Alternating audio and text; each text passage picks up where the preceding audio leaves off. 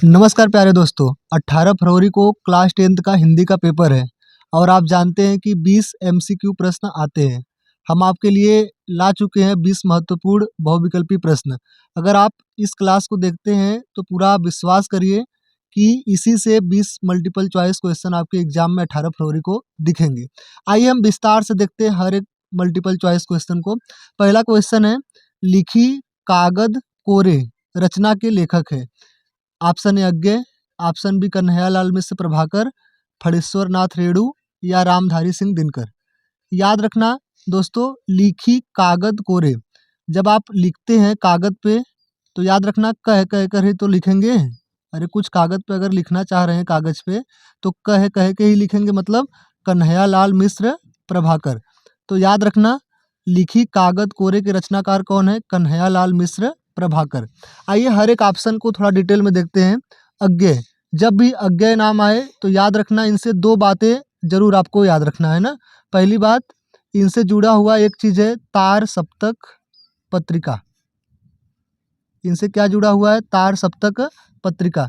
और एक यह बड़ा बेहतरीन उपन्यास लिखे हैं। ठीक है, दो बात इनसे जुड़ा हुआ है ना, एक है तार सप्तक पत्रिका और एक है उपन्यास। ये दो चीज आपको ध्यान में रखना है। तार सप्तक पत्रिका कौन सी है? याद रखना ये इसके संपादक कौन है? तो याद रखना है आपको अज्ञेय है। ये 3 बार आई है। कितनी बार?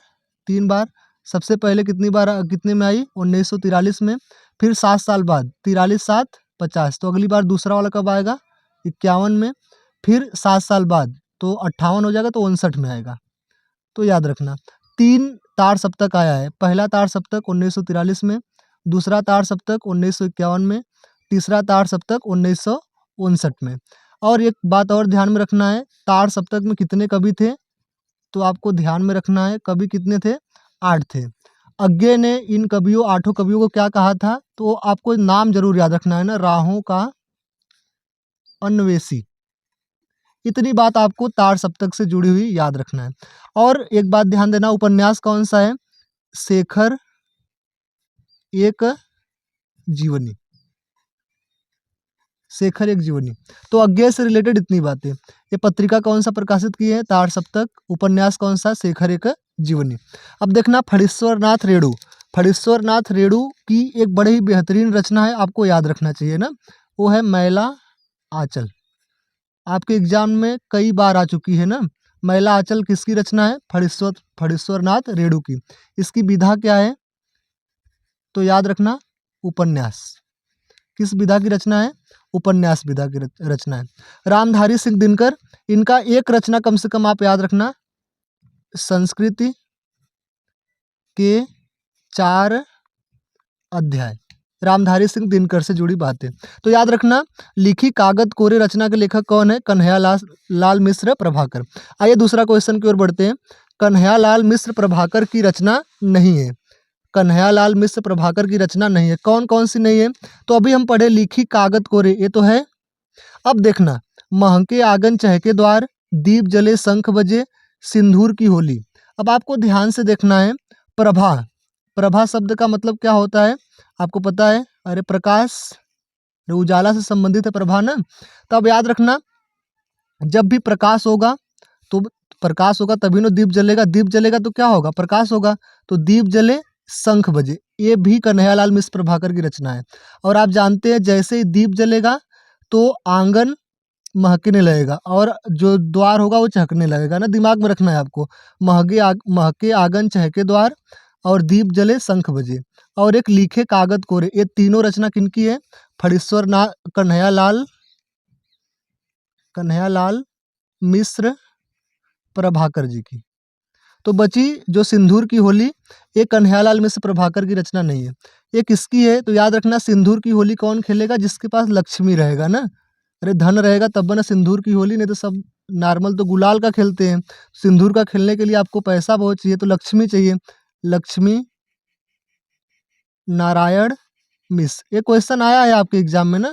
लक्ष्मी नारायण मिश्र की रचना कौन सी है? सिंदूर की होली। आइए तीसरे क्वेश्चन की ओर बढ़ते हैं।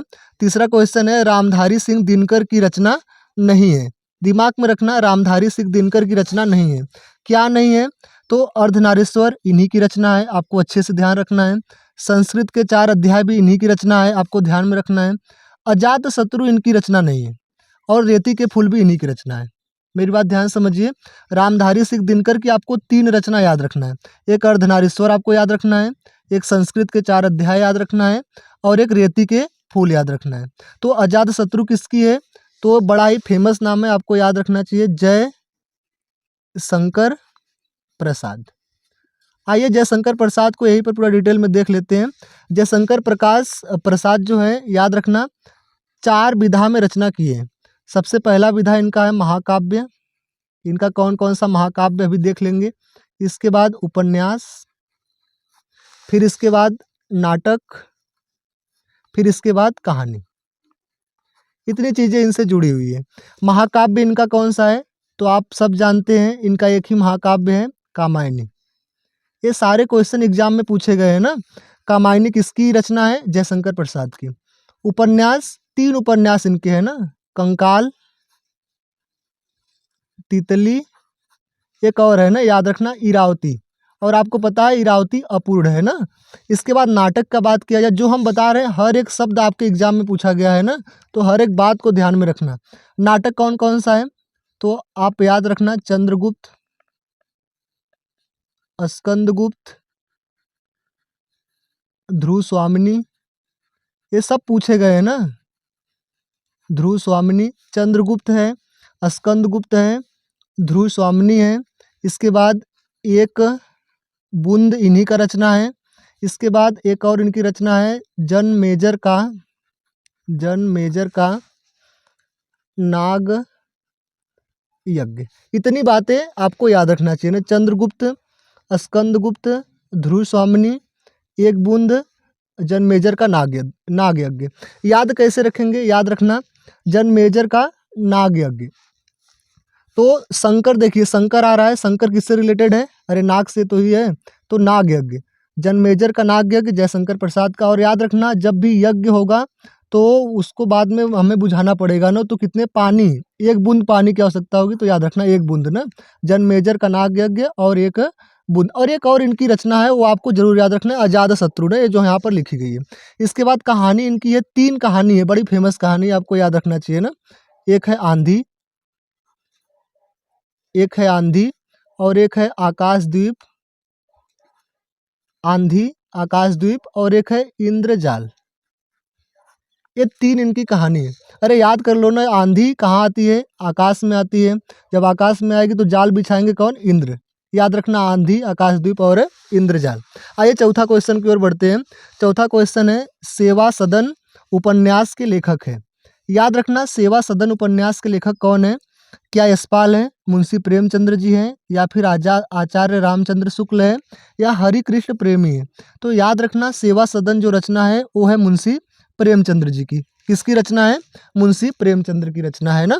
यशपाल की एक बड़ा ही फेमस उपन्यास है, आपको याद रखना चाहिए ना। यशपाल का एक बड़ा ही फेमस उपन्यास है, वो उपन्यास का नाम इनके है झूठा सच। याद कैसे करेंगे? तो याद रखना, यश, अरे यश का मतलब होता है सही, और सच का मतलब भी क्या होता है? सही। तो यशपाल की रचना कौन है? झूठा सच, आपको याद रखना चाहिए ना।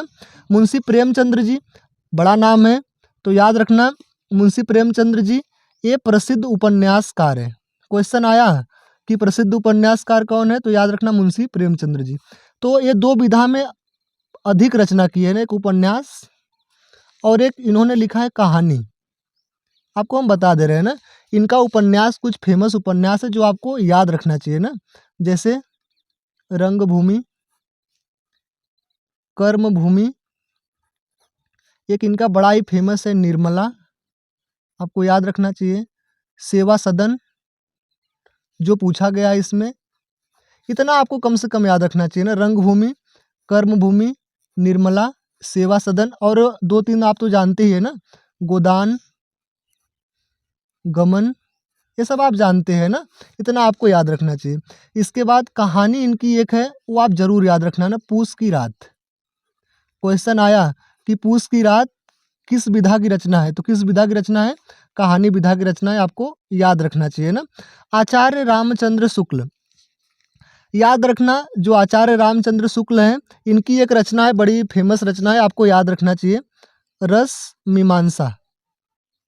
कौन सी रचना है? रस मीमांसा।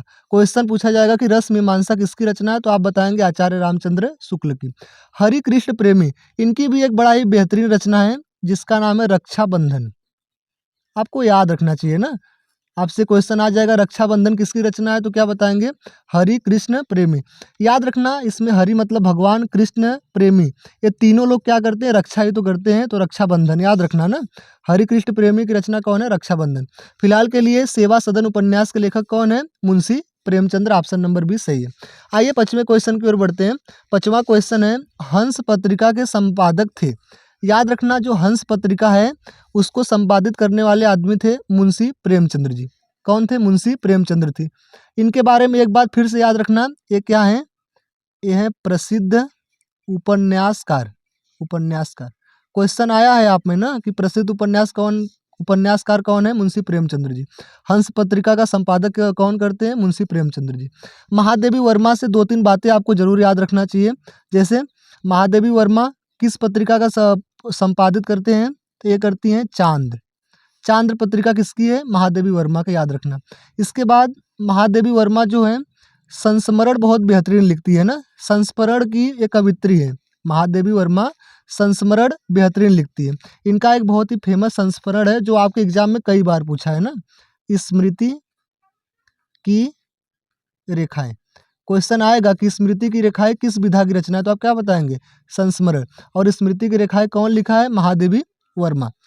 आइए अज्ञेय के बारे में फिर से हम बता दे रहे हैं आपको। अज्ञेय के बारे में 2 बातें आपको जरूर याद रखना चाहिए ना। एक क्या, ये क्या किए हैं? तार सप्तक पत्रिका का संपादन इन्होंने किया है। इसके बाद एक उपन्यास इन्होंने बड़ा बेहतरीन लिखा है ना। उपन्यास का नाम बताना। उपन्यास का नाम है शेखर एक जीवनी। क्वेश्चन पूछा जाएगा कि शेखर एक जीवनी किस विधा की रचना है, तो जीवनी मत मारना, उपन्यास। कौन सा ऑप्शन सही होगा? उपन्यास। और तार सप्तक फिर से हम बता दे रहे हैं, एक बार 3 बार आया है। एक बार 1943 में आया, दूसरा वाला 1951 में आया और तीसरा वाला 1959 में आया। एक क्वेश्चन पूछा जाता है कि इसमें कितने कवि हैं, तो याद रखना कवि हैं 8। इन 8 कवि को अज्ञेय ने क्या कहा है? राहों के अन्वेषी।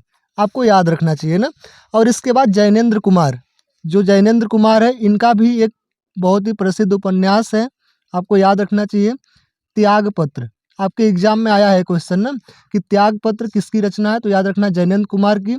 एक बार फिर क्वेश्चन आया कि त्यागपत्र किस विधा की रचना है? उपन्यास विधा की रचना है, आपको याद रखना चाहिए। आइए 6वें क्वेश्चन की ओर बढ़ते हैं। 6वां क्वेश्चन है, क्या भूलूं क्या याद करूं रचना की विधा है। तो याद रखना जो क्या भूलूं क्या याद करूं रचना की विधा है, संस्मरण है कि आत्मकथा है कि उपन्यास है कि रिपोर्टाज है। तो याद रखना जो क्या भूलूं क्या याद करूं है, ये है आत्मकथा। तो क्वेश्चन आया किसकी आत्मकथा है, तो याद रखना हरिवंश राय बच्चन। ये कौन है? अमिताभ बच्चन के पिताश्री है ना। इनकी जो क्या भूलूं क्या याद करूं आत्मकथा आई है, 4 भागों में आई है ना।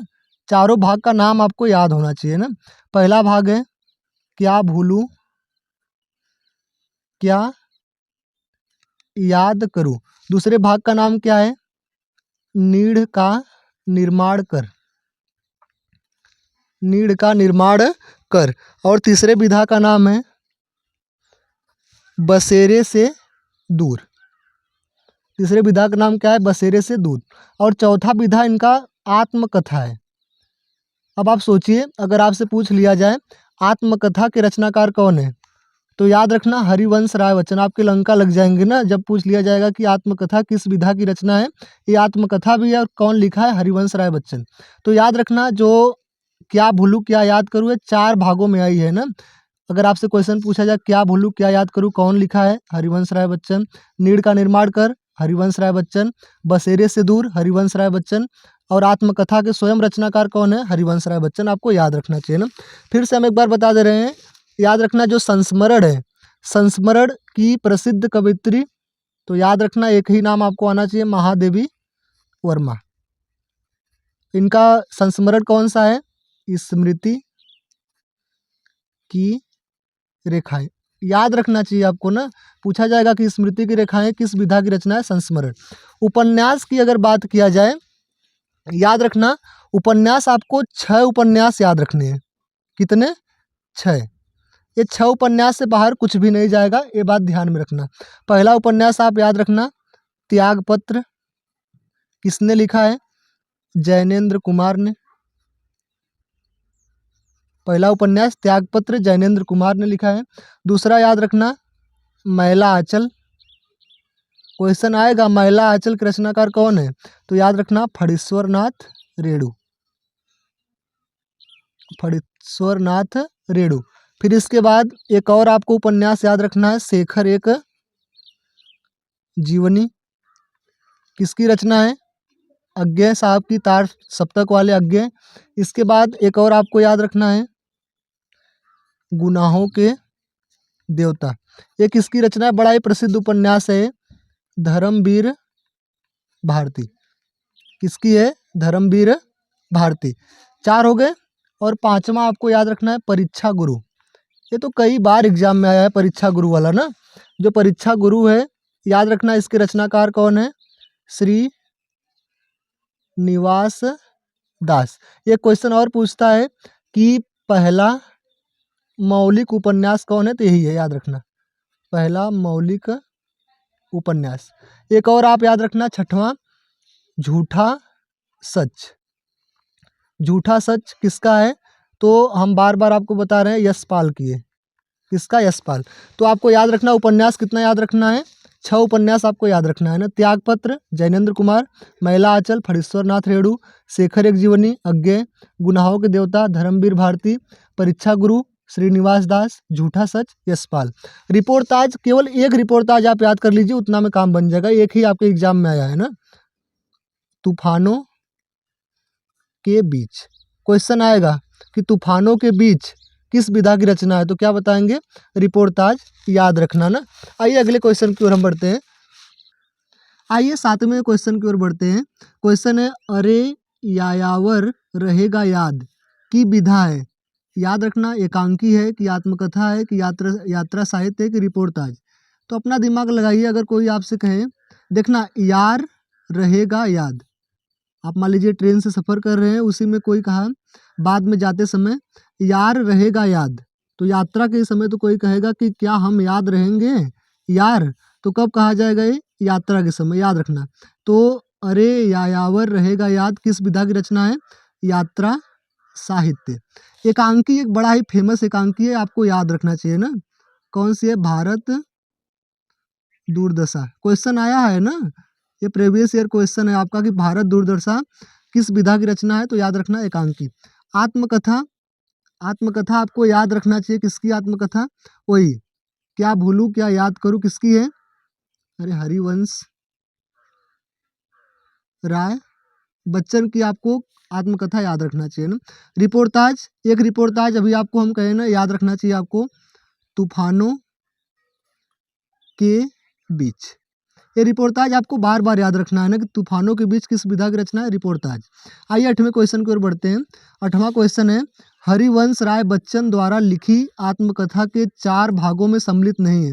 देखिए क्वेश्चन आ गया ना, आत्मकथा के 4 भागों में सम्मिलित नहीं है। क्या नहीं है? आपको पता है क्या भूलूं क्या याद करूं, ये सम्मिलित है। नीड़ का निर्माण कर, ये भी सम्मिलित है।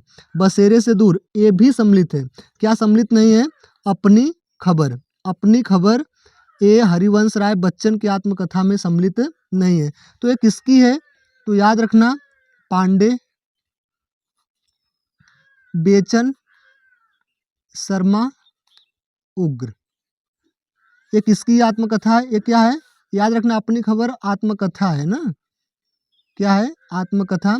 किसकी है? पांडे बेचन शर्मा उग्र। कैसे याद रखेंगे? तो याद रखिए खबर मतलब न्यूज़। आप जानते हैं टीवी पे न्यूज़ किसका दिखाएगा? अरे उग्रवादियों का ही तो दिखाता है, उग्र लोगों का। तो इनके नाम में उग्र आ रहा है ना, याद कर लीजिएगा। पांडे बेचन शर्मा उग्र की आत्मकथा कौन है? अपनी खबर। आपको याद रखना चाहिए ना। 9वां क्वेश्चन शेखर एक जीवनी उपन्यास के लेखक है। देखिए क्वेश्चन आ रहा है ना, शेखर एक जीवनी उपन्यास के लेखक है। कौन है? धर्मवीर भारती है कि प्रेमचंद्र हैं, कि फणीश्वर नाथ रेणु हैं, कि अज्ञे हैं। तो याद रखना शेखर एक जीवनी के रचनाकार कौन है? अरे अज्ञे है, वही तार सप्तक वाले, याद रखना ना, तार सप्तक 3 बार आया है, 1943, 51 और 59, आपको याद रखना चाहिए ना। इसके बाद धर्मवीर भारती का एक रचना आपको याद रखना चाहिए, कौन सा? गुनाहों का देवता। किस विधा की रचना है? उपन्यास। फिर इसके बाद प्रेमचंद्र, प्रेमचंद्र का तो बहुत सारा उपन्यास है, उसमें से आपको याद रखना चाहिए एक निर्मला, निर्मला उपन्यास। पूछा जाएगा क्वेश्चन कि निर्मला किस विधा की रचना है, तो क्या बताएंगे? उपन्यास। फणीश्वर नाथ रेणु का एक रचना मैला आंचल, मैला आंचल। पूछा जाएगा मैला आंचल किस विधा की रचना है, तो याद रखना उपन्यास विधा की रचना है ना। आइए अगले क्वेश्चन की ओर बढ़ते हैं, 10 नंबर क्वेश्चन ना। 10 नंबर क्वेश्चन क्या है? किस कहानीकार की कहानियाँ मान सरोवर नाम से 8 भागों में संकलित है? तो याद रखना वो जो कहानी है, कहानीकार है, मान सरोवर नाम से जो कहानी है उसके कहानीकार कौन है? मुंशी प्रेमचंद्र जी। कौन है? मुंशी प्रेमचंद्र जी। ये क्या है? तो याद रखना अच्छी बात से, ये एक प्रसिद्ध उपन्यासकार हैं, उपन्यासकार हैं। इनकी कई सारे उपन्यास है ना, जैसे रंगभूमि हो गया, कर्मभूमि हो गया, निर्मला हो गया, गोदाम हो गया, गबन हो गया, सेवा सदन, कई सारी है ना, आप जानते हैं। इसके बाद जयशंकर प्रसाद, तो इनके बारे में हम खूब आपको बताए हैं। तो याद रखना इनकी एक रचना याद रखना, इंद्रजाल। अच्छा है ना, आपको याद रखना चाहिए इंद्रजाल। इसके बाद धर्मवीर भारती, तो आपको पता ही हो गया होगा, गुनाहों के देवता, गुनाहों के देवता के रचनाकार कौन है? धर्मवीर भारती।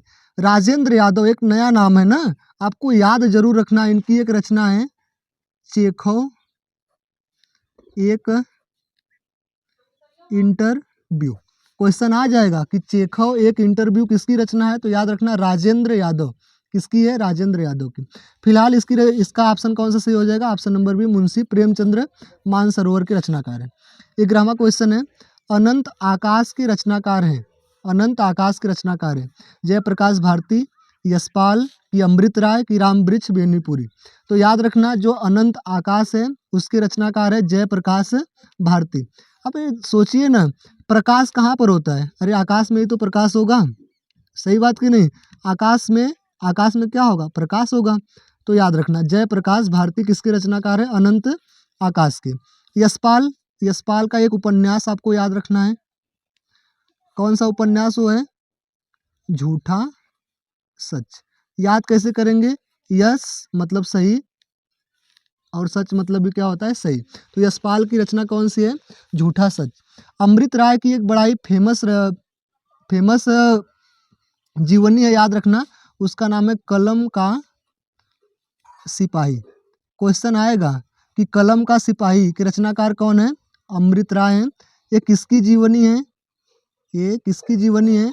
तो याद रखना मुंशी प्रेमचंद्र। याद रखना मुंशी प्रेमचंद्र के पुत्र का नाम कौन है? अमृत राय।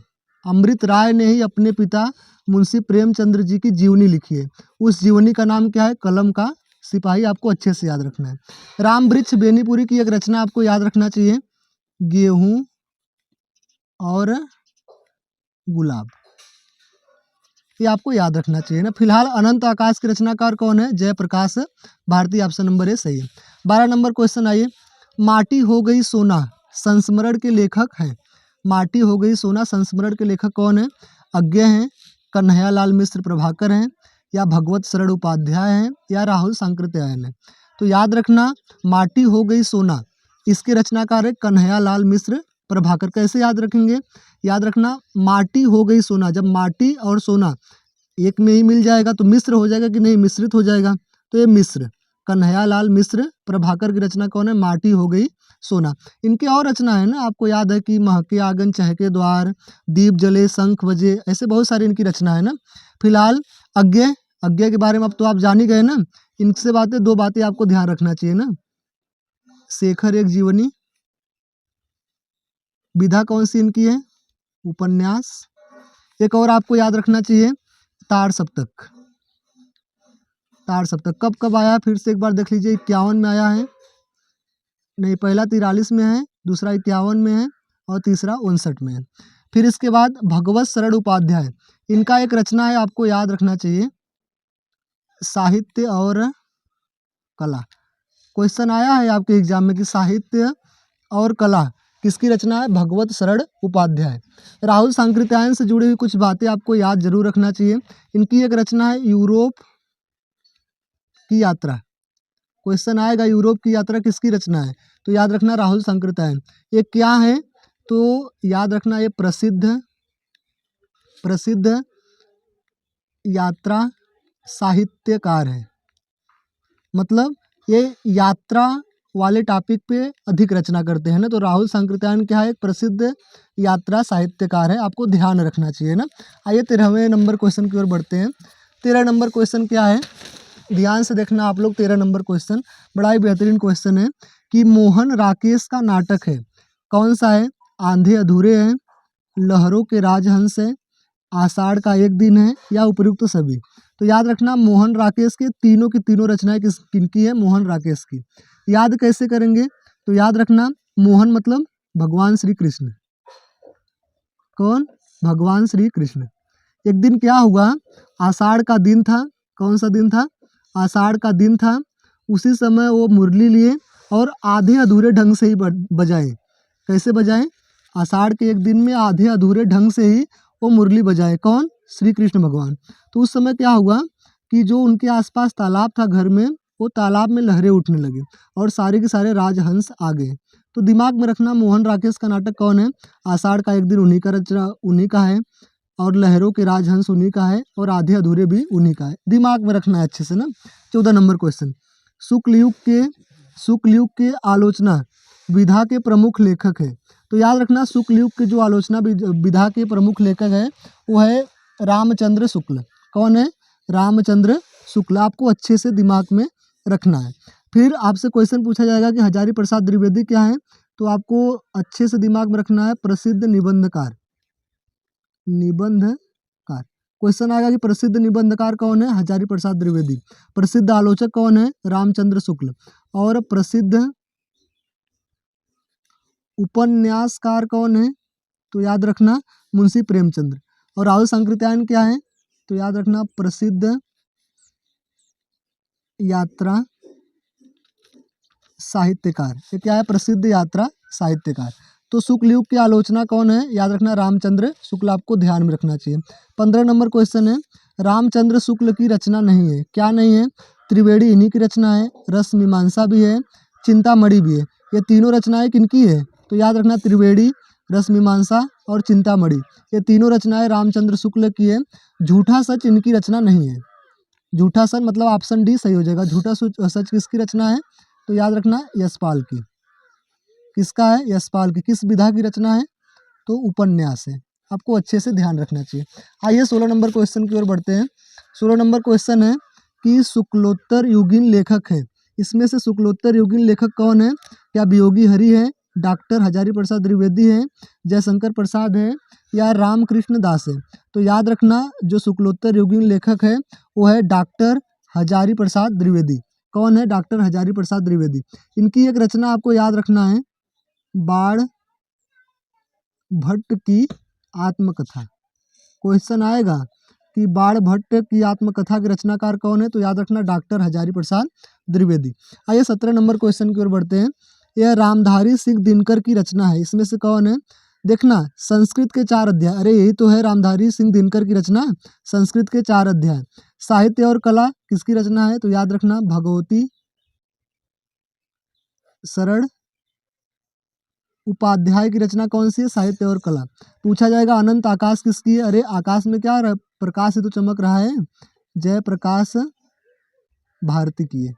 पूछा जाएगा महिला आंचल किसकी है, तो याद रखना फणीश्वर नाथ रेणु की है।